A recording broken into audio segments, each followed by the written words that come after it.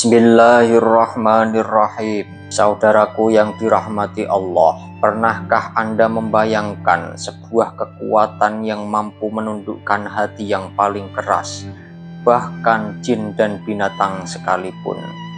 Kekuatan itu tidak datang dari mantra, melainkan dari sebaris kalimat pendek yang dikirimkan oleh manusia paling kaya dan berkuasa yang pernah ada di muka bumi, yaitu Nabi Sulaiman alaihissalam. Namun, tahukah kita, di balik kalimat yang sering kita dengar ini tersimpan rahasia besar yang jarang diketahui oleh orang awam. Rahasia yang bisa mengubah kondisi spiritual dan sosial hidup kita secara drastis. Saudaraku yang dirahmati Allah, hari ini kita akan membedah satu ayat dari surat An-Naml yang memiliki getaran energi luar biasa. Tetapi sebelum itu, mari kita lihat apa yang sebenarnya terjadi saat ayat ini pertama kali ditulis. Namun sebelum kita bahas lebih lanjut, siapa yang ingin mengamalkan ayat ini, marilah kita tulis amin dan niat kita di bawah. Semoga Allah mengabulkannya.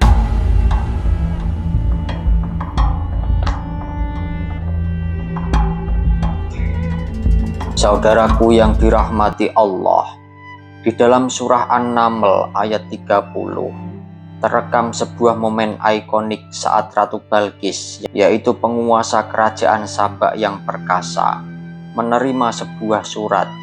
Surat itu bukan surat biasa. Surat itu berbunyi, Innahu min Sulaimana wa innahu bismillahirrahmanirrahim. Allah ta'alu alayya wa'tuni muslimin. Saudaraku, ini bukan sekedar kata-kata pembuka. Ini adalah proklamasi kewibawaan. Nabi Sulaiman tidak menggunakan pasukan perang untuk menundukkan sang ratu, melainkan menggunakan kekuatan kalimat Allah ini. Tetapi pertanyaannya, mengapa kalimat ini begitu ditakuti sekaligus disegani oleh makhluk di bumi dan di langit? Saudaraku yang dirahmati Allah, para ulama tasawuf mengungkap bahwa ayat ini mengandung dua unsur utama, yaitu keagungan Allah dan wibawa kenabian. Inilah yang membuatnya menjadi kunci untuk berkomunikasi dengan alam lain.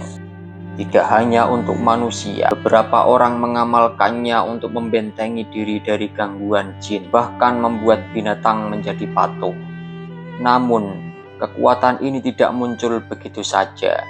Ada kunci atau kaifiat tertentu yang harus dilakukan agar energinya selaras dengan jiwa kita. Bagaimana caranya? Marilah kita masuk ke dalam pembahasan kita yang selanjutnya.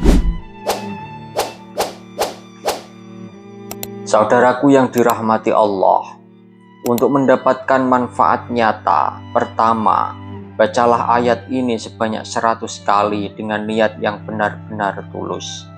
Namun, rahasianya bukan hanya pada hitungan, melainkan pada apa yang kita lakukan setelah membacanya.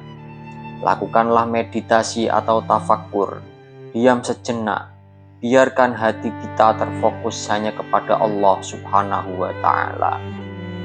Lalu, kapan waktu terbaiknya?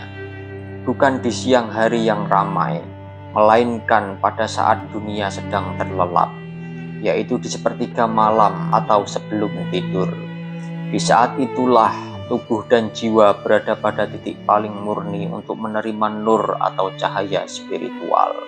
Apa yang akan kita rasakan jika istiqomah mengamalkannya?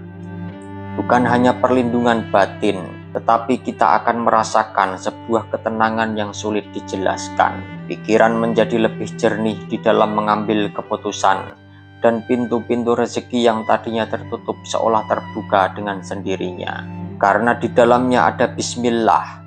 Dan ketahuilah bahwa bismillah bukan hanya pembuka surat, tetapi pembuka segala keberkahan hidup.